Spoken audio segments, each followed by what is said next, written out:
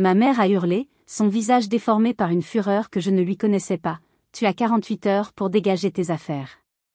Cette maison est à ta sœur. Je n'ai rien dit. Je suis restée silencieuse, absorbant le choc, et j'ai commencé à tout préparer. 2 jours plus tard, quand ma sœur Capucine a enfin ouvert la porte, rayonnante et persuadée d'entrer dans son nouveau royaume, elle aurait préféré ne jamais être venue. Ce qu'elle a découvert n'était pas la maison de ses rêves, mais le début de son pire cauchemar. Avant que je vous raconte en détail comment nous en sommes arrivés là, comment un simple dîner de famille a pu tourner en déclaration de guerre, j'aimerais savoir d'où vous m'écoutez. Quelle heure est-il chez vous en ce moment? Laissez-moi un commentaire, je suis curieuse de voir jusqu'où mon histoire a voyagé. Tout a commencé, ou plutôt tout a pris fin, un mardi soir ordinaire à Quimper. Le ciel de Bretagne était d'un gris doux, prometteur de pluie. J'étais dans le jardin, les mains dans la terre, à m'occuper des rosiers que mon pépé Isidore avait plantés des décennies plus tôt. J'ai 30 ans, je suis développeuse web, et cette maison, c'était toute ma vie. Je me souvenais encore de la voix rauque de mon grand-père, quand j'étais à peine assez grande pour tenir un sécateur. Il m'avait dit, la terre aussi, elle a une âme, ma petite Faustine. Elle se souvient de ceux qui prennent soin d'elle, et elle saura toujours te le rendre. Ces mots avaient infusé en moi un amour profond pour ce lieu, pour chaque pierre, chaque fleur. Cette maison n'était pas qu'un tas de briques. C'était mon sanctuaire. Il y a 5 ans, quand l'entreprise de mon père a fait faillite, la banque menaçait de tout saisir. Mes parents étaient au bord du gouffre. Je me souviens encore de ma mère, pleurant en silence à la table de la cuisine, et de mon père, le regard vide, fixant les lettres de relance. J'avais un bon travail, des économies. Je n'ai pas hésité une seconde. J'ai vidé mon compte épargne, j'ai fait des heures supplémentaires jusqu'à l'épuisement, et pendant 3 ans, j'ai remboursé les 80 000 € de leur prêt relais. Chaque virement était une promesse. La promesse que nous resterions ensemble, que ce toit continuerait de nous protéger. Je pensais que nous étions une équipe. Quelle idiote j'ai été. Ce soir-là, l'ambiance à table était électrique. Ma mère venait de raccrocher après une longue conversation avec ma sœur, Capucine, qui vivait sa vie de « businesswoman » à Paris. Elle n'était pas rentrée en Bretagne depuis plus de 2 ans. Soudain, ma mère a posé sa fourchette avec un bruit sec. Le silence est tombé, lourd, pesant. « Faustine, il faut qu'on parle », a-t-elle commencé, le ton glacial. Mon père, lui, a baissé les yeux sur son assiette. Le lâche. Il a toujours été comme ça. Il laissait ma mère mener les batailles, même les plus sales. Ta sœur a des projets, a-t-elle continué. Des projets importants. Elle a besoin d'un apport, d'une garantie solide. Elle a besoin de la maison. J'ai failli m'étouffer avec mon verre d'eau. J'ai levé les yeux, cherchant une trace d'ironie, une blague de mauvais goût. Mais non. Son visage était fermé, dur comme la pierre. Quoi? Mais, c'est notre maison, ai-je bégayé. C'est là que la bombe a été lâchée. C'était notre maison, a-t-elle corrigé, chaque mot une gifle. Maintenant, elle revient à Capucine. Tu as 48 heures pour prendre tes affaires et foutre le camp. Le monde s'est arrêté de tourner. 48 heures. Pour quitter la maison que j'avais sauvée. Pour quitter le jardin de pépé Isidore. Pour laisser la place à une sœur qui n'avait jamais levé le petit doigt, jamais sacrifié un centime. J'ai regardé mon père. Il a légèrement haussé les épaules, un geste misérable qui signifiait « je n'y peux rien ». Je me suis levée, sans un mot. Les cris, les larmes, ça n'aurait servi à rien. Leur décision était prise. Je suis montée dans ma chambre, le cœur en miettes, le sang bouillonnant dans mes veines. Une tristesse immense m'envahissait, mais sous la tristesse, une autre émotion commençait à gronder. Une fureur froide, calculatrice. Il pensait que j'allais m'effondrer, que j'allais plier bagages comme une gentille fille obéissante. Il n'avait aucune idée de ce qui allait arriver. La porte de ma chambre s'est refermée dans un silence de mort. Dehors, la vie continuait. J'entendais le bruit étouffé de la télévision que mes parents avaient allumée, comme si de rien n'était, comme s'il ne venait pas de dynamiter les fondations de ma vie. Je me suis laissé glisser le long du mur, m'asseyant lourdement sur le parquet. Et là, seul dans le noir, j'ai craqué. La force que j'avais affichée en bas s'est évaporée, laissant place à un torrent de larmes silencieuses. Je pleurais pour la trahison, bien sûr, mais je pleurais surtout pour la perte de mes illusions. La famille que je m'étais efforcée de maintenir unie n'avait jamais vraiment existé. Ce n'était qu'un château de cartes, et il venait de souffler dessus. J'ai passé une bonne partie de la nuit comme ça, assise par terre, à regarder les ombres s'allonger dans ma chambre. Chaque objet me renvoyait à un souvenir. Le bureau sur lequel j'avais fait mes devoirs. La petite bibliothèque que Pépé Isidore m'avait construite. Cette chambre était mon histoire. Et il voulait l'effacer en 48 heures. Au petit matin, épuisé mais étrangement calme, j'ai su que je ne pouvais pas affronter ça seule. Les larmes avaient lavé le désespoir, ne laissant que la colère. Une colère pure, glaciale. Il n'y avait qu'une seule personne à qui je pouvais faire confiance. J'ai attrapé mon téléphone, mes doigts tremblant légèrement, et j'ai cherché son nom, Bérénice. Bérénice, c'est ma meilleure amie depuis l'université. Nous avions partagé un petit appartement à Brest, les galères d'étudiante, les premiers chagrins d'amour. Mais contrairement à moi, Bérénice avait toujours eu un esprit combatif, une logique implacable. Elle était devenue avocate, et une excellente avocate. Elle a répondu dès la deuxième sonnerie, sa voix encore ensommeillée. « Faustine ? Tout va bien ? » Il est à peine 7 heures. À l'instant où j'ai entendu sa voix, toute ma détermination s'est effondrée à nouveau. Ma propre voix s'est brisée. « Bérénice. » J'ai essayé de parler, mais seul un sanglot est sorti. « Oh là là » a-t-elle dit, son ton changeant immédiatement, passant de la surprise à l'inquiétude. « Respire, Faustine. Respire et dis-moi ce qui se passe. Tu es en danger ? » Non, non, pas comme ça, ai-je réussi à articuler entre deux hoquets. J'ai mis plusieurs minutes à me calmer, guidée par sa voix douce et ferme. Elle ne m'a pas interrompu, elle m'a laissé vider mon sac. Je lui ai tout raconté. Le dîner, les 48 heures, Capucine, la maison que j'avais sauvée, le silence de mon père. Quand j'ai eu fini, il y a eu un long silence à l'autre bout du fil. Je pouvais presque l'entendre réfléchir, son cerveau d'avocate analysant chaque détail. Ce n'est pas juste une question de morale, Faustine, a-t-elle finalement dit, son ton était devenu professionnel. C'est potentiellement illégal. Mais il faut voir. Raconte-moi l'histoire de cette maison. Je veux dire, avant tes parents. À qui appartenait-elle ?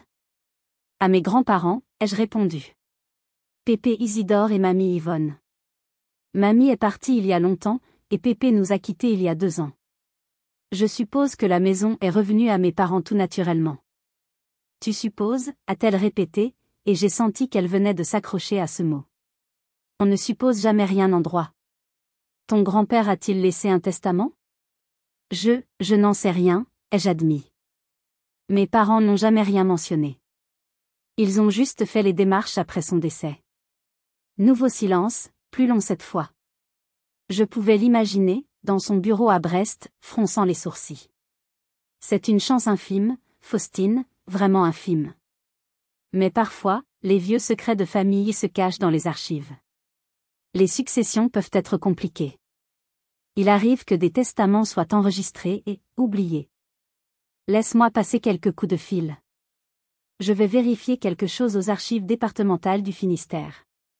Une bouffée d'espoir, si petite soit-elle, a traversé mon angoisse. C'était ridicule, un fantasme. Mais c'était tout ce que j'avais. D'accord, ai-je murmuré. Ne fais rien d'ici là, m'a-t-elle ordonné. Ne commence pas à faire tes cartons. Ne leur parle pas, attends mon appel. Donne-moi 1 heure. 1 heure. 1 heure qui allait décider de tout. 1 heure pour savoir si j'allais devenir une sans-abri trahie par sa propre famille, ou si un miracle était encore possible. 1 heure plus tard, mon téléphone a sonné. La voix de Bérénice était tendue, urgente. Faustine, assieds-toi. Tu ne vas jamais croire ce que j'ai trouvé. Je me suis assise au bord de mon lit, le cœur battant à tout rompre. Le vieux parquet grinçait sous mon poids, un son familier qui, soudain, me paraissait étranger. J'avais l'impression d'être une étrangère dans ma propre vie. Bérénice, dis-moi, ai-je soufflé, ma voix à peine un murmure. J'ai contacté un confrère spécialisé en droit des successions, a-t-elle commencé, son débit rapide et précis. Il a des accès. On a cherché dans les registres. Faustine, ton grand-père, Pépé Isidore, a bien déposé un testament chez un notaire de Quimper. Un testament holographe, mais dûment enregistré, 3 ans avant son décès. Mon souffle s'est coupé. Un testament. Mes parents ne m'en avaient jamais parlé. Et, qu'est-ce qu'il dit, ai-je demandé, redoutant la réponse. Bérénice a pris une profonde inspiration. Il est très clair, Faustine. C'est sans équivoque. Il lègue l'intégralité de ses biens à ses 2 filles, à parts égales. Sauf pour la maison. Elle a fait une pause. Une pause d'1 seconde qui a duré une éternité. La maison de Quimper, je cite, la terre de nos ancêtres, le refuge de notre famille, il la lègue en pleine propriété à sa petite-fille, Faustine. Toi. Uniquement toi. J'ai cru que le sol se dérobait sous mes pieds. Les mots flottaient dans l'air. À sa petite-fille, Faustine. Uniquement toi. J'ai porté une main à ma bouche, pour étouffer le cri qui menaçait de sortir. Ce n'était pas possible. Mais, comment? Pourquoi il ne? Oh, il le savait, m'a coupé Bérénice, et sa voix était devenue dure comme l'acier. Ton père et ta mère ont été désignés comme exécuteurs testamentaires. Ils avaient le document entre les mains. Ils ont géré le reste de la succession, mais ils ont omis de faire appliquer la clause concernant la maison. Ils ont gardé le silence, espérant que personne ne découvrirait jamais la vérité. Ils t'ont menti, Faustine. Pendant 2 ans. La vérité m'a frappé avec la violence d'un poing en pleine figure. Ce n'était pas juste une décision cruelle prise sur un coup de tête. C'était une trahison planifiée, une dissimulation. Il m'avait regardé verser 80 000 € dans une maison qui, légalement, était déjà la mienne. Il m'avait laissé me saigner aux 4 veines pour sauver mon propre bien, tout en sachant qu'ils allaient me le reprendre pour le donner à Capucine. Et soudain, tout est devenu clair. Les pièces du puzzle se sont assemblées dans un schéma horrible. Les longs appels de ma mère avec Capucine. Les murmures que j'avais surpris, des mots comme « dette »,« dernière chance »,« situation désespérée ». Les airs supérieurs de ma sœur quand elle parlait de sa « start-up » à Paris, une start-up qui, je le comprenais maintenant, devait être en train de couler. Je me suis souvenu d'une phrase que ma mère m'avait dite quelques mois plus tôt, une phrase qui m'avait blessé sans que je comprenne pourquoi. Tu sais, Faustine, tu as de la chance d'avoir une vie si simple, si stable ici à Quimper. Ta sœur, elle prend des risques, elle a de l'ambition. C'est plus difficile. À l'époque, j'avais cru que c'était une critique déguisée de mon manque d'ambition. Maintenant, je comprenais. C'était leur façon de se justifier.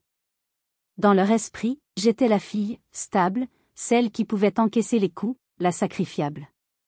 Capucine était la battante, qu'il fallait sauver à tout prix. Même au prix de la légalité. Même au prix de leur propre fille. J'ai senti une chaleur monter en moi, chassant le froid glacial de la peur. C'était la rage. Une rage pure, incandescente. Ce n'était pas juste une injustice, c'était un complot. Une conspiration familiale pour me voler mon héritage, mon foyer, ma dignité. Je me suis levée, mes mains ne tremblaient plus. Je me suis approchée de la fenêtre et j'ai regardé le jardin de Pépé Isidore. J'ai presque senti sa présence à côté de moi, sa main ridée sur mon épaule. Il m'avait laissé sa maison. Il m'avait fait confiance pour en prendre soin. Et mes parents avaient tenté de profaner sa dernière volonté. Et vous, à ma place, qu'auriez-vous fait? Auriez-vous confronté votre famille dans les larmes et les cris? Ou auriez-vous commencé à préparer votre vengeance en silence? Dites-le-moi dans les commentaires, car la décision que j'ai prise à ce moment précis a tout changé. Je me suis retournée vers le téléphone. Bérénice, ai-je dit, ma voix calme et déterminée. Ils m'ont donné 48 heures. On va s'en servir. Dis-moi exactement ce que je dois faire. Ce n'était plus une question de tristesse. C'était une question de justice. Et je n'allais pas les laisser s'en tirer comme ça. La première chose, c'est de ne pas paniquer, a dit Bérénice, sa voix me ramenant à la réalité. Et surtout, ne leur montre rien. Fais comme si tu étais anéanti, comme si tu préparais ton départ. Il faut qu'ils te croient vaincu. L'effet de surprise sera notre meilleure arme. J'ai hoché la tête, bien qu'elle ne puisse pas me voir. Compris. Quelle est la stratégie? On ne va pas jouer petit, Faustine. On va jouer selon les règles, mais on va jouer dur. Oublie l'idée de vendre la maison en 24 heures, c'est de la fiction. La réalité est encore plus savoureuse. On va les paralyser légalement. Voici le plan. Je me suis assise à mon bureau, j'ai pris un carnet et un stylo.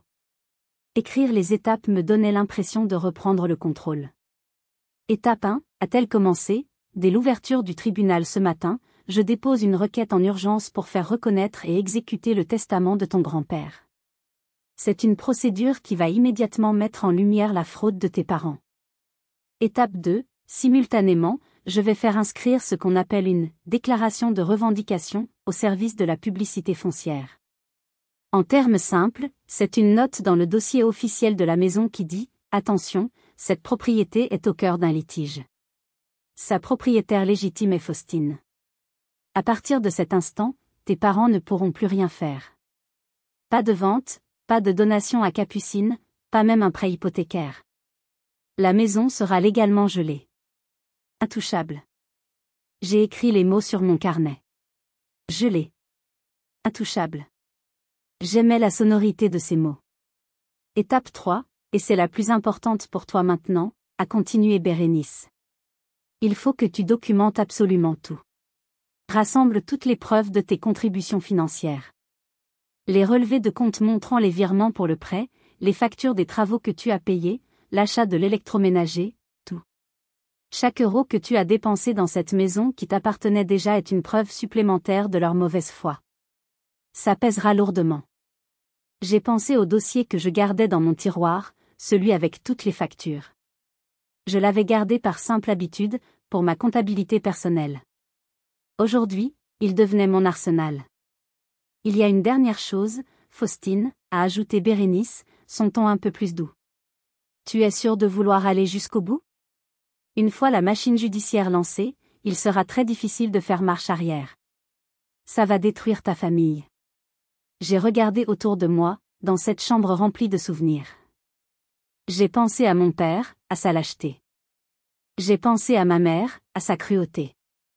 J'ai pensé à Capucine, à son égoïsme. Bérénice, ai-je répondu, ma voix ferme. Je crois que tu te trompes. Je ne suis pas en train de détruire ma famille. Je suis en train de constater qu'elle était déjà détruite. Je ne fais que ramasser les morceaux qui me reviennent de droit. Un court silence a suivi, puis j'ai entendu Bérénice sourire à travers le téléphone. C'est la Faustine que je connais. Très bien. Mets-toi au travail. Rassemble tes documents. Et moi, je m'occupe de la paperasse. On se tient au courant. Et souviens-toi, silence radio avec eux. J'ai raccroché, un sentiment étrange m'envahissant. La peur et la tristesse étaient toujours là, mais elles étaient maintenant recouvertes par une couche de détermination froide. J'étais une développeuse web. Mon métier consistait à prendre un problème complexe, à le décomposer en petites étapes logiques et à écrire un code pour le résoudre. C'est exactement ce que j'allais faire. J'ai passé les 2 heures suivantes à scanner des relevés de compte, à imprimer des factures, à créer un dossier numérique parfaitement organisé que j'ai envoyé à Bérénice. Chaque document était une ligne de code dans mon programme de contre-attaque. La première étape de mon plan personnel, cependant, était différente. Elle était plus viscérale. Si je devais quitter cette maison, même temporairement, je ne laisserais rien derrière moi. Pas un seul objet acheté avec mon argent, pas une seule chaise sur laquelle Capucine pourrait s'asseoir en se croyant chez elle. La première étape était de sécuriser ce qui m'appartenait physiquement. J'ai pris mon téléphone et j'ai cherché « Déménageur Quimper ». J'ai trouvé une entreprise locale, les Menhirs Bretons, qui avait d'excellents avis. J'ai appelé et un homme à la voix bourrue et sympathique m'a répondu. Je lui ai expliqué la situation de manière concise. J'avais besoin de faire déménager une liste précise de meubles et d'électroménagers, et j'en avais besoin aujourd'hui. En urgence. Aujourd'hui, a-t-il répété, un peu surpris. C'est très court comme délai, ma petite dame. J'ai insisté, expliquant que c'était une situation personnelle compliquée et que je paierais le prix fort pour le service express. Après une brève hésitation, il a accepté. D'accord. On a une équipe qui termine un chantier plus tôt que prévu. Ils peuvent être chez vous vers midi. Ça vous va? C'était parfait. Mes parents avaient l'habitude de partir faire leurs courses le mercredi matin et de déjeuner chez des amis. La maison serait vide. J'ai remercié l'homme chaleureusement et j'ai raccroché, sentant une première petite victoire. Le plan se mettait en place. J'ai commencé à faire le tour de la maison, un rouleau de post-it à la main, pour marquer tout ce qui devait partir. Le grand canapé gris du salon, que je m'étais offert après des mois d'économie. La télévision dernier cri fixée au mur. Dans la buanderie, le lave-linge et le sèche-linge. Dans la cuisine, le micro-ondes, le robot pâtissier, et même le jeu de chaises que j'avais acheté l'année dernière parce que ma mère se plaignait du dos. Chaque post-it jaune était comme un drapeau planté sur mon territoire. C'est alors que mon téléphone a sonné. Le nom, Capucine, s'est affiché sur l'écran. Mon cœur a fait un bond. J'ai hésité, puis j'ai décroché, mettant mon meilleur ton neutre. Allô? Faustine, a-t-elle roucoulé, sa voix mielleuse me donnant la nausée. J'ai eu maman au téléphone. Écoute, je sais que ça doit être un choc pour toi. C'est le moins qu'on puisse dire, ai-je répondu sèchement. Ne le prends pas comme ça, a-t-elle continué, imperturbable. Maman est juste très stressée en ce moment. Elle ne pense pas ce qu'elle dit. Tu sais bien qu'elle est impulsive. Ne fais rien de stupide, d'accord? Ne commence pas à faire tes cartons sur un coup de tête. On va trouver une solution, tout ensemble. C'était incroyable. Le culot. Elle essayait de me manipuler, de m'endormir pour que je ne fasse rien pendant qu'elle préparait son arrivée triomphale. Elle me prenait vraiment pour une idiote. Je n'ai rien d'autre à te dire, Capucine, ai-je dit froidement. On se parlera quand tu seras là. J'ai raccroché avant qu'elle ne puisse répondre. Cet appel m'a secoué, mais il a aussi renforcé ma résolution. Elle ne s'attendait à aucune résistance. Parfait. 1 heure avant midi, alors que je finissais de débrancher la télévision, mon téléphone a de nouveau sonné. C'était un numéro inconnu. C'était le déménageur. Bonjour mademoiselle Faustine, a dit la même voix bourrue. Je vous appelle juste pour confirmer l'annulation de votre déménagement. J'ai figé sur place. L'annulation?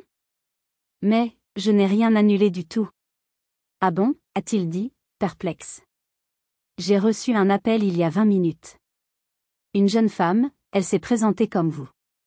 Elle a dit qu'il y avait eu un malentendu familial et que tout était rentré dans l'ordre. Elle avait votre nom, votre adresse. J'ai trouvé ça un peu bizarre, c'est pour ça que je préfère vérifier. Le sang a reflué de mon visage. Capucine. C'était elle. Elle avait dû appeler toutes les entreprises de déménagement de Quimper en se faisant passer pour moi jusqu'à trouver la bonne. C'était une manœuvre vicieuse, sournoise. Elle avait essayé de me couper l'herbe sous le pied, de me faire perdre un temps précieux. La panique a commencé à monter. Non, non, non, ai-je dit, ma voix devenant aiguë. Ce n'était pas moi. C'était un sabotage. S'il vous plaît, ne me laissez pas tomber. J'ai absolument besoin de vous. J'ai dû lui expliquer la situation en termes vagues, lui parler d'un conflit familial très grave. J'ai senti son hésitation. Mon plan était sur le point de s'effondrer à cause de ce coup bas. Écoutez, ai-je dit, désespéré. Je vous paie le double. Le double de ce que vous m'avez demandé. Mais s'il vous plaît, venez. Il y a eu un long silence. J'ai retenu ma respiration. Le double, a-t-il finalement dit. Bon, d'accord. Pour le double, on arrive. Et on dira à cette autre jeune femme d'aller se faire voir si elle rappelle. J'ai raccroché, tremblante de rage et de soulagement. Elle avait essayé. Elle avait essayé de me poignarder dans le dos, de m'isoler. Mais elle avait échoué. Elle n'avait fait qu'attiser le feu de ma colère. Elle avait essayé de me couper l'herbe sous le pied, mais elle n'avait fait que renforcer ma détermination. À midi, quand le camion de déménagement s'est enfin garé devant la maison, j'étais prête. Plus prête que jamais. Le camion des menhirs bretons était impressionnant. 3 hommes robustes en sont sortis, me saluant d'un signe de tête. Je leur ai fait faire le tour de la maison, leur montrant les post-it jaunes collés sur chaque objet destiné à l'exil. Tout ça, a demandé le chef d'équipe, un peu surpris en voyant le canapé, la télé, le lave-linge. Tout ça, ai-je confirmé. C'est ma propriété personnelle. Je récupère ce qui m'appartient. Ils n'ont pas posé plus de questions. Ils se sont mis au travail avec une efficacité redoutable. Le bruit de leurs pas, le grincement des meubles sur le sol, le claquement des portes du camion remplissaient le silence de la maison. C'était un son étrange. Le son de ma vie en train d'être démantelé, emballé, déplacé. Chaque objet qui franchissait le seuil de la porte emportait avec lui un morceau de mon histoire.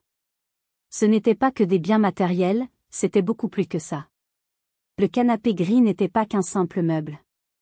C'était l'endroit où Pépé Isidore s'asseyait pour me raconter ses histoires de pêche. C'était le refuge où je m'étais blottie après ma première rupture amoureuse, un pot de glace à la main. Le voir être soulevé, emporté, c'était comme si on arrachait une partie de mon cœur. La table de la cuisine, un vieux meuble de famille, devait rester.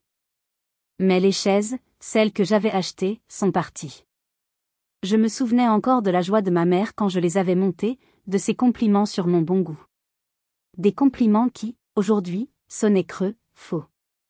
Chaque objet était une relique d'un passé heureux, un passé que je réalisais maintenant avoir été construit sur des mensonges.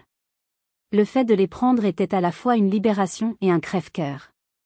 C'est alors que la porte du jardin s'est ouverte. C'était Madame Renaud, ma voisine de l'autre côté de la haie, une petite dame aux cheveux blancs et au sourire bienveillant. Elle tenait une carafe de citronnade et 2 verres. « Faustine, mon enfant », a-t-elle dit, ses yeux remplis d'inquiétude en voyant le camion. « Mais que se passe-t-il » J'ai vu tout ce remue-ménage. Je ne savais pas quoi lui dire. Comment expliquer un tel drame familial ? J'ai simplement murmuré, « Je dois déménager quelques affaires, Madame Renaud. » C'est compliqué. Elle a posé la carafe sur le muret. Elle n'a pas insisté, mais elle a posé sa main ridée sur mon bras. J'ai connu cette maison bien avant que tu ne naisses, a-t-elle dit doucement. J'ai vu ton grand-père la construire, la chérir. Et depuis des années, je te vois, toi, prendre soin de son jardin, repeindre les volets. Cette maison t'aime, Faustine. Quoi qu'il se passe, n'oublie jamais ça. Ces mots m'ont touché en plein cœur. Les larmes me sont montées aux yeux.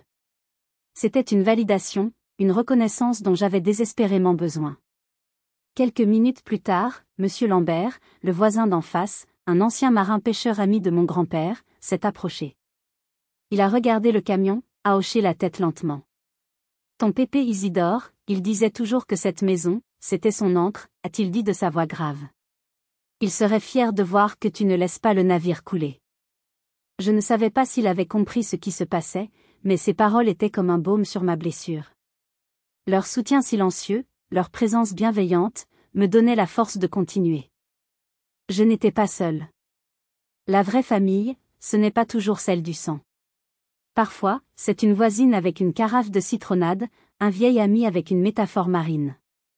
J'ai remercié mes voisins, leur promettant de tout leur expliquer plus tard. Ils sont repartis, me laissant à mon exode. En fin de matinée, la maison était méconnaissable. Le salon semblait immense, nu. La cuisine paraissait froide, impersonnelle. Chaque espace vide était le fantôme d'un souvenir. C'était un acte de destruction, mais aussi de reconstruction. Je détruisais le décor de mon ancienne vie pour pouvoir commencer à construire la nouvelle. Chaque meuble qui entrait dans ce camion était une brique de plus dans le mur que je construisais autour de ma nouvelle vie, une forteresse pour me protéger. Mais je ne savais pas encore que la confrontation la plus difficile, la plus violente, était sur le point d'arriver. Le dernier carton a été chargé. J'ai signé les papiers du déménageur, je les ai payés, le double, comme promis, et le grand camion blanc a lentement quitté la rue, emportant avec lui 20 ans de ma vie. Je suis restée sur le seuil de la porte, dans une maison qui n'était plus tout à fait la mienne, mais qui n'était pas encore celle de quelqu'un d'autre. C'était un purgatoire de murs nus et de sols vides. Le silence était assourdissant. C'est ce silence qui a été brisé par le crissement de pneus d'un taxi. J'ai su avant même de la voir. C'était elle. Capucine est sortie du taxi, tirant une valise chic, portant des lunettes de soleil de créateur comme si elle arrivait en terrain conquis. Elle a payé le chauffeur, s'est retournée et a finalement levé les yeux vers la maison. Elle a eu un léger froncement de sourcils en me voyant sur le pas de la porte. Je ne l'ai pas saluée. Je suis restée là, les bras croisés, attendant. Elle a gravi les quelques marches du perron, ses talons claquant avec une arrogance qui me hérissait le poil. « Faustine » a-t-elle dit, enlevant ses lunettes. « Qu'est-ce que tu fais là ? Je pensais que tu serais en train de faire tes cartons. » J'ai déjà terminé, ai-je répondu, ma voix plus calme que je ne l'aurais cru. Elle m'a poussé sans ménagement pour entrer. Et puis, elle s'est figée. Ses yeux se sont écarquillés en découvrant le salon. Le vide. L'écho. Elle a pivoté sur ses talons, son regard balayant la pièce, cherchant le canapé, la table basse, la télévision. « Mais, où sont les meubles ?» a-t-elle demandé, sa voix perdant de son assurance. « Dans un camion, en route vers un garde-meubles », ai-je répondu tranquillement. Elle s'est tournée vers moi, l'incompréhension se muant rapidement en colère. « Quoi ? Mais tu es complètement folle. Tu as vidé la maison ? » Non, ai-je corrigé. J'ai retiré mes affaires. Celles que j'ai payées avec mon argent. Le visage de Capucine est devenu rouge. Tes affaires ? Tes affaires ? Maman m'a dit que la maison était à moi maintenant. Ça inclut tout ce qu'il y a dedans. Je me suis approchée d'elle, lentement. Pour la première fois de ma vie, je ne me sentais pas intimidée par elle. Je n'étais plus la grande sœur effacée, j'étais la propriétaire légitime des lieux. Maman a menti, ai-je dit, articulant chaque mot.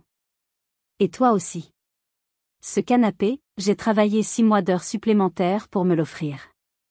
Cette télévision, c'était mon cadeau de Noël à moi-même.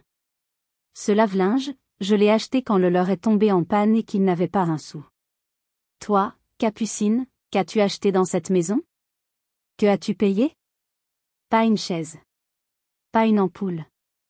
Pas un centime de prêt. Elle était à court de mots, suffoquant de rage. Tu n'as pas le droit. Au contraire, ai-je rétorqué. C'est la seule chose dont j'ai le droit. Elle a fait le tour de la maison comme une furie, courant dans la cuisine, jetant un œil dans la buanderie. Chaque pièce vide semblait alimenter sa colère. Les chaises. Les rideaux. Mon Dieu, tu as même pris le micro-ondes, a-t-elle hurlé en revenant dans le salon. Je l'ai payé, je le prends, ai-je répété, la formule devenant mon mantra. Tu veux une maison meublée ? Va chez Ikea. C'en était trop pour elle. Elle a sorti son téléphone de son sac à main, ses doigts tremblants de fureur. C'est ça, fait la maligne. J'appelle maman tout de suite. Elle va te régler ton compte. Tu vas tout regretter, Faustine. Vas-y, appelle-la, ai-je dit en haussant les épaules. Dis-lui que sa petite protégée est arrivée, mais que le château est vide. Elle a composé le numéro, me fusillant du regard. J'ai pu entendre la voix stridente de ma mère à travers le combiné. Capucine a commencé à se plaindre, sa voix prenant des intonations de victime outragée. Maman, c'est une catastrophe. Elle a tout pris. Tout. La maison est vide, je te dis. Elle l'a pillée. Je suis restée là, à l'écouter déverser son venin. C'était presque comique. Elle se plaignait d'avoir été volée de choses qui ne lui avaient jamais appartenu. Elle a finalement raccroché, un sourire mauvais aux lèvres. Ils rentrent. Ils étaient en route pour Saint-Malo, mais ils font demi-tour. Ils seront là ce soir. Et là, tu vas voir. Tu es finie, Faustine. Je n'ai pas répondu. J'ai simplement pointé le doigt vers la porte d'entrée. Tu connais la sortie. Elle a attrapé sa valise, furieuse, en marmonnant des insultes. Elle a claqué la porte si fort que les murs ont tremblé. J'étais seule dans le silence, le cœur battant, mais je savais que ce n'était que le début du 2e acte. Le plus dur restait à venir. Dès que la porte s'est refermée sur Capucine, j'ai verrouillé à double tour. J'ai pris une grande inspiration, l'adrénaline de la confrontation retombant lentement. La maison vide résonnait de mes propres pas. C'était étrange, presque fantomatique. J'ai appelé Bérénice pour la mettre au courant. Elle est venue, ai-je dit. La réaction était prévisible. Elle a appelé mes parents, ils sont sur le chemin du retour. Parfait, a répondu Bérénice, son ton calme et maîtrisé. Tout se déroule comme prévu. Le piège est en place. Ils vont foncer droit dedans. Elle m'a expliqué que tous les documents avaient été officiellement déposés. La requête pour l'exécution du testament était entre les mains du juge, et plus important encore, l'inscription de revendication était active au service de la publicité foncière. La maison était sanctuarisée. J'ai aussi mandaté un huissier de justice, a-t-elle ajouté. Il se rendra à la maison en fin d'après-midi. Il a pour instruction d'afficher les documents officiels sur la porte d'entrée et de constater que la maison est inoccupée. C'est une étape formelle, mais visuellement, c'est très efficace. Un huissier. Des documents officiels sur la porte. L'image m'a fait frissonner. Ce n'était plus un simple drame familial, c'était devenu une affaire juridique en bonne et due forme. Et moi, je fais quoi, ai-je demandé. Toi, tu quittes les lieux. Immédiatement. Tu ne dois pas être là quand ils arriveront. Ça ne ferait qu'envenimer les choses. Viens à Brest. Tu peux rester chez moi ce soir. On attendra que la tempête éclate, mais à distance de sécurité. C'était la meilleure chose à faire. Je n'avais aucune envie de les affronter tous les trois en même temps. J'ai rassemblé mes dernières affaires personnelles dans un sac, j'ai fait un dernier tour de la maison vide, un pincement au cœur. J'ai jeté un dernier regard au jardin de Pépé Isidore par la fenêtre de la cuisine, puis j'ai fermé la porte derrière moi, la clé tournant dans la serrure pour la dernière fois en tant que simple fille de la maison. Le trajet en voiture jusqu'à Brest m'a paru durer une éternité. Mon esprit tournait en boucle, rejoignant la scène avec Capucine, anticipant la réaction de mes parents. La colère faisait place à une sorte de tristesse lourde. Quoi qu'il arrive, plus rien ne serait jamais comme avant. L'appartement de Bérénice était un havre de paix. Moderne, lumineux, avec une vue sur le port de commerce. Elle m'a accueilli avec une tasse de thé chaud et un sourire rassurant. Tu as fait ce qu'il fallait, Faustine. Tu as été incroyablement courageuse. Nous nous sommes assises à sa table de cuisine, mon dossier de preuves posé entre nous. Nous avons repassé les détails, les prochaines étapes. Elle m'a expliqué que mes parents allaient probablement tenter de contester, mais que le testament de Pépé Isidore était, selon ses mots, blindé. Leur seule défense serait d'admettre qu'ils avaient commis une fraude, ce qui était peu probable. Le soleil commençait à se coucher sur Brest, peignant le ciel de couleurs orange et violettes. C'était magnifique, mais je n'arrivais pas à en profiter. Je pensais à l'autre coucher de soleil, celui de Quimper, et à la scène qui devait être en train de se préparer. Je sais que l'histoire devient intense, et je vous remercie d'être resté avec moi jusqu'ici. Assurez-vous d'être bien installé, parce que ce qui va suivre est le moment que vous attendez tous. Le moment où mes parents sont rentrés à la maison. Vers 19h, mon téléphone s'est mis à vibrer. Encore et encore. C'était ma mère. L'écran s'illuminait de son nom, une lueur agressive dans la pénombre de l'appartement. Je n'ai pas répondu. J'ai regardé Bérénice. Elle a hoché la tête. Laisse-la parler. On va écouter le message vocal. C'est mieux. Mon téléphone a cessé de vibrer. J'ai attendu, le cœur au bord des lèvres. Quelques secondes plus tard, la notification est apparue. Un nouveau message sur ma boîte vocale. Mes doigts tremblaient légèrement en appuyant sur l'icône de la messagerie vocale. J'ai mis le téléphone en haut-parleur. Le silence dans l'appartement de Bérénice était si total que le petit bip annonçant le message a résonné comme un coup de feu. Puis, la voix de ma mère a explosé, stridente, paniquée, méconnaissable. Faustine. Qu'est-ce que tu as fait? Réponds à ce téléphone. Il y a des papiers de justice sur la porte. Des papiers officiels. Un huissier est venu, les voisins nous l'ont dit. Il parle de revendication, de testament. C'est quoi ce délire? Appelle-moi. Tout de suite. Le message s'est terminé par un cri de frustration. La panique dans sa voix était palpable. J'ai regardé Bérénice. Elle avait un petit sourire en coin. Pas un sourire méchant, mais le sourire de quelqu'un dont le plan vient de fonctionner à la perfection. À peine le message terminé, le téléphone a recommencé à sonner. C'était mon père cette fois. Je l'ai laissé aller à la messagerie. Son message était différent. Moins de panique, plus de colère sourde, d'incompréhension. Faustine, c'est papa. Je ne sais pas à quel jeu tu joues, mais ça a assez duré. Tu as mis la famille dans une situation impossible. Tu nous fais honte devant tout le quartier. Rappelle-nous immédiatement pour nous expliquer ce cirque. Le cirque? C'est comme ça qu'il appelait la conséquence directe de leurs mensonges. La honte. Il avait plus honte d'un papier sur la porte que d'avoir trahi la dernière volonté de son propre père. C'est maintenant que tu dois leur parler, a dit Bérénice. Attends qu'ils rappellent. Reste calme. Ne crie pas, contente-toi de leur dire la vérité. Froide, factuelle. Ne leur donne aucune prise émotionnelle. Le téléphone a sonné une 3e fois. Ma mère. J'ai pris une grande inspiration, j'ai fait signe à Bérénice, et j'ai décroché. Faustine. Enfin, a-t-elle commencé à hurler. Je l'ai coupée, ma voix un glaçon. Je ne crierai pas, maman. Si tu veux me parler, baisse d'un ton.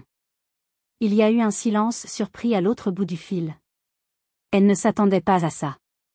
Mais, qu'est-ce que ça veut dire, a-t-elle finalement demandé, sa voix plus basse, mais vibrante de fureur contenue. Pourquoi un huissier? Pourquoi le testament de Pépé? Parce que c'est la loi, ai-je répondu calmement. Le testament de Pépé Isidore stipule que la maison me revient. À moi seul. Un testament que vous aviez en votre possession et que vous avez délibérément caché pendant 2 ans. Le silence a été encore plus long cette fois. J'ai entendu un souffle, comme si on venait de lui donner un coup dans le ventre. Ce n'est pas vrai? A-t-elle commencé. C'est un malentendu. Non, ai-je insisté. Ce n'est pas un malentendu. C'est une fraude. Vous m'avez regardé payer 80 000 € de dette sur une maison qui m'appartenait déjà. Et vous vous apprêtiez à me mettre à la porte pour la donner à Capucine, probablement pour éponger ses propres dettes. J'ai entendu mon père prendre le téléphone en arrière-plan. Faustine. Ça suffit. Tu ne sais pas de quoi tu parles. On a fait ça pour protéger la famille, pour aider ta sœur qui est en difficulté. Pour protéger la famille, ai-je répété, un rire amer m'échappant. Vous avez sacrifié une fille pour en sauver une autre. Ce n'est pas de la protection, c'est de la préférence. C'est une trahison. Tu es en train de tout détruire pour un bout de papier, a-t-il crié. Ce bout de papier est la dernière volonté de ton père, ai-je rétorqué, ma voix montant d'un cran malgré moi. Un homme que vous avez bafoué. La maison est légalement la mienne. Une procédure est en cours pour le faire reconnaître officiellement. Vous ne pouvez plus ni la vendre, ni la donner. Vous ne pouvez plus rien faire. On ne va pas se laisser faire. On va prendre un avocat. Faites donc, ai-je dit. Il vous expliquera les risques que vous encourez pour recel de succession et abus de confiance. J'ai toutes les preuves, papa. Les relevés de compte, les factures. Tout. Le silence au bout du fil était lourd de défaite. Il n'avait plus d'arguments. Il n'avait que des mensonges, et leurs mensonges venaient de s'effondrer. Je ne peux pas croire que tu nous fasses ça, a murmuré ma mère, sa voix brisée, essayant une dernière fois la carte de la culpabilité. Nous sommes tes parents. Et vous m'avez fait quoi, ai-je demandé. Je ne veux plus rien avoir à faire avec vous. Si vous avez des questions, adressez-vous à mon avocate. J'ai raccroché. J'ai posé le téléphone sur la table. Un calme étrange est descendu sur moi. Il n'y a pas eu de cri de victoire, pas de sentiment de triomphe. Juste une immense, profonde tristesse. Le bruit du téléphone se posant sur la table, c'était le son d'une porte qui se fermait pour toujours. Le son d'une famille qui venait de cesser d'exister. J'ai raccroché, et pour la première fois en 48 heures, j'ai respiré profondément. Le poids du monde, le poids de leurs attentes et de leurs trahisons, venait de quitter mes épaules. Si vous êtes arrivé jusqu'ici, laissez un commentaire pour nous dire ce que vous auriez fait à la place d'OP. Vous pouvez aussi écrire simplement le chiffre 1 pour montrer que vous suivez encore. Et dites-nous, vous regardez cette histoire depuis quelle région ou quel pays? Les semaines qui ont suivi ont été étranges, un mélange de procédures juridiques et de silence assourdissant. Je suis restée chez Bérénice pendant quelques jours, le temps de trouver mon propre appartement à Brest. Un petit 2 pièces lumineux, avec un balcon qui donnait sur les toits de la ville. Pour la première fois de ma vie, j'avais un endroit qui n'était qu'à moi, sans l'ombre d'une histoire familiale compliquée. J'ai fait livrer mes meubles depuis le garde-meubles. En les disposant dans mon nouvel espace, ils ont semblé perdre leur charge de tristesse. Le canapé gris n'était plus le canapé de la trahison, il est redevenu mon canapé, celui où je m'installais le soir avec un livre. La table et les chaises de la cuisine sont devenus le lieu où je partageais des repas avec Bérénice. Lentement, je transformais les reliques d'un passé douloureux en fondation pour mon avenir. Mes parents ont bien tenté de contre-attaquer. Ils ont pris un avocat qui a envoyé quelques lettres menaçantes. Mais face au testament en béton armé de Pépé Isidore et au dossier de preuves méticuleux que Bérénice avait constitué, leur combat a vite tourné court. Leur avocat a dû leur expliquer la gravité de leur situation, les risques pénaux qu'ils encouraient. Ils ont rapidement abandonné toute procédure. La maison de Quimper a été officiellement enregistrée à mon nom. J'étais, sans l'ombre d'un doute, la seule et unique propriétaire. Les nouvelles de ce qui s'était passé à Quimper me parvenaient par bribes, à travers des amis communs ou des connaissances de la famille. L'histoire avait fait le tour du quartier. L'huissier, les papiers sur la porte, mon départ soudain. Les gens parlaient. Et la vérité, ou du moins une version proche de la vérité, avait fini par émerger. Mes parents, autrefois respectés, étaient maintenant vus comme des parias. Madame Renaud et Monsieur Lambert, mes voisins, ne leur adressaient plus la parole. Leur réputation était en ruine. Ils se sont retrouvés piégés. Ils ne pouvaient plus vivre dans la maison, devenue le symbole de leur honte, mais ils ne pouvaient pas non plus la vendre. Ils ont finalement déménagé dans un petit appartement en location à la périphérie de la ville, un endroit triste et sans âme. Quant à Capucine, son château de cartes parisien s'est effondré. Privée de la garantie immobilière sur laquelle elle comptait pour renflouer son entreprise, elle a fait faillite. J'ai appris qu'elle avait dû retourner vivre chez mes parents, dans leur petit appartement. La grande femme d'affaires ambitieuse était revenue à la case départ, sans rien. Je n'ai ressenti aucune joie en apprenant tout ça. Pas de plaisir sadique. Juste un sentiment de justice inéluctable. Ils avaient fait des choix égoïstes et cruels, et maintenant, ils en payaient le prix. Ils avaient semé le vent, et ils récoltaient la tempête. J'ai bloqué leur numéro. Je n'ai répondu à aucune de leurs tentatives de contact. Le silence était ma protection, ma façon de guérir. J'ai trouvé un nouveau travail dans une agence web à Brest, un environnement dynamique et créatif qui m'a fait un bien fou. Je me suis fait de nouveaux amis. J'ai redécouvert qui j'étais, Faustine, une personne à part entière, et non plus seulement la fille de, la sœur de. Quelques mois plus tard, je suis retournée à Quimper. Pas pour les voir, mais pour voir la maison. J'ai garé ma voiture un peu plus loin et je suis restée là, à la regarder. Elle était là, silencieuse, m'attendant. Je savais que je n'y revivrais probablement jamais. Trop de mauvais souvenirs y étaient désormais attachés. Mais je ne la vendrais pas non plus. C'était l'héritage de Pépé Isidore. C'était mon encre. Un jour, peut-être, je trouverai la force de la louer, de laisser une nouvelle famille y créer ses propres souvenirs. Ils ont essayé de me prendre mon passé, mais ils m'ont involontairement donné le plus beau des cadeaux, mon avenir. Un avenir que j'allais construire moi-même, selon mes propres règles. Aujourd'hui, 1 an a passé. La vie a repris son cours, plus douce, plus authentique. Je suis retournée à la maison de Quimper plusieurs fois, non pas pour y vivre, mais pour m'occuper du jardin. C'est ma thérapie. En taillant les rosiers de Pépé Isidore, en arrachant les mauvaises herbes, j'ai l'impression de mettre de l'ordre dans ma propre vie. Mon grand-père m'a appris à prendre soin d'un jardin. Il disait qu'il fallait de la patience, de l'attention, et surtout, le courage de couper ce qui est mort pour laisser la place à ce qui va naître. Cette terrible épreuve m'a appris que ma propre vie est aussi un jardin. Pendant des années, j'ai laissé des plantes toxiques y pousser, par habitude, par devoir, par amour mal placé. J'ai cru que je devais tout accepter, tout endurer, au nom de la famille. Mais j'ai appris qu'il faut parfois avoir le courage de prendre le sécateur et de couper net. Il faut arracher les mauvaises herbes à la racine, même si elles sont là depuis toujours, pour que les vraies fleurs, celles qui nous nourrissent et nous embellissent, aient enfin la lumière et l'espace pour s'épanouir. Couper les ponts avec mes parents et ma sœur a été la décision la plus difficile de ma vie. Mais c'était aussi la plus nécessaire. C'était un acte de préservation. Je protégeais ma santé mentale, ma paix intérieure. Je choisissais de m'arroser moi-même, au lieu de continuer à donner toute mon eau à des plantes qui ne me donnaient en retour que des épines. Cette expérience m'a appris que la vraie famille, ce ne sont pas nécessairement les liens du sang. Ce sont les liens du cœur, les liens du respect. C'est une amie comme Bérénice qui vous tend la main dans la nuit. Ce sont des voisins comme Madame Renaud et Monsieur Lambert qui vous offrent leur soutien silencieux. Si vous avez vécu une situation où vous avez dû vous battre pour ce qui vous revenait de droit, pour votre dignité, partagez votre histoire dans les commentaires ci-dessous. Vos histoires comptent. Elles nous rappellent que nous ne sommes pas seuls dans nos combats.